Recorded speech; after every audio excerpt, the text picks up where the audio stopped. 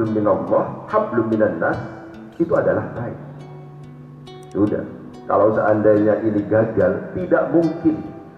Ya, apakah harta kita menumpuk, mobil kita mewah macam-macam, ketika kemudian ternyata pasangan kita itu tidak solih, tidak solihah, tidak baik kepada tetangga, tidak baik kepada rekanan kerja,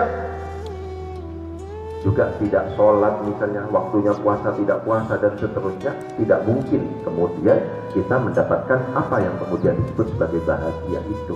Oleh sebab itu mari kita introspeksi, apakah kita sebagai seorang suami, apakah misalnya istri kita dan seterusnya itu sudah memenuhi salah satu kriteria yang ditetapkan oleh hadis Nabi atau seperti apa.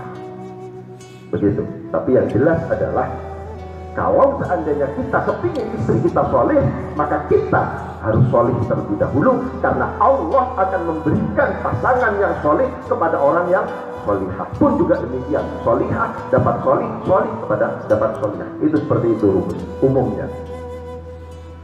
Apa yang kedua yang ditegaskan oleh hadis Nabi, wa auladuhu abrara. Anak-anak kita, putra-putri kita termasuk dalam kategori putra-putri yang berbakti. Saya hanya kepingin menegaskan bahwa anak itu standar. Sukses tidaknya sebuah keluarga tergantung kepada anaknya. Silahkan karirnya menanjak luar biasa, kekayaannya luar biasa, ternyata anak kita bermasalah. Mohon maaf, na'udzubillahi min dzalik, kena narkoba, kena kenakalan remaja, pasti tetangga kanan kiri kita itu akan mencibir kita. Pasti pada akhirnya kita dianggap sebagai keluarga yang tidak sejahtera, tidak bahagia, tidak sukses dan seterusnya. Kenapa? Karena anak. Semuanya sekarang bingung, Pak, tentang anak. Kenakalan anak itu terjadi pada anaknya tokoh, bukan tokoh dan seterusnya, itu terjadi sekarang.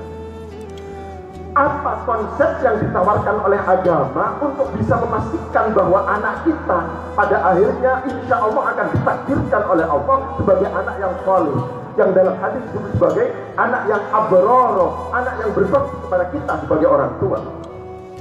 Saya ingin menegaskan satu hal yang paling penting untuk kemudian ditegaskan, ketika satu hal ini kita gagal, maka kemungkinan besar, maka dalam rangka mendidik anak kita itu juga kita akan gagal.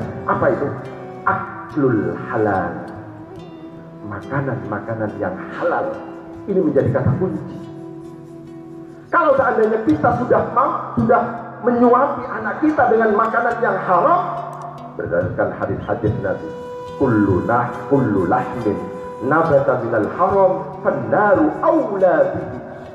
Setiap daging yang tumbuh, yang muncul dari sesuatu yang haram, fannaru awla bihi, maka neraka lebih layak untuk yang bersangkutan. Yang ketiga itu adalah wa khulaqa'uhu sholihin. Pergaulannya itu harus pergaulan teman-teman yang baik. Istri yang sudah sholihah, suami yang sudah sholih, anak yang sudah abroro, yang sudah berbakti kepada kedua orang tua, berpotensi untuk berubah dari karakter yang sudah kita bentuk di dalam keluarga ketika kemudian salah memilih teman. Salah memilih teman, ini penting untuk digarisbawahi, Pak.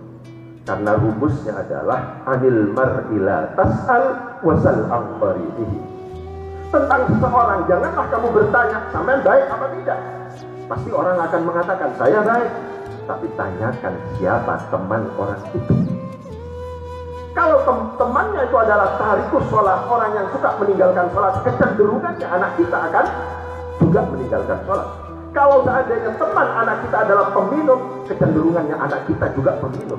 Kalau seandainya anak kita misalnya berteman dengan orang yang kena narkoba, kecenderungannya anak kita juga akan kena narkoba dan seterusnya.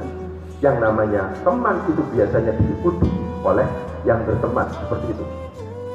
Yang keempat itu adalah wa ayyakuna rizquhu fi baladi. Kalau bisa kemana-mana keluarga itu harus dibawa.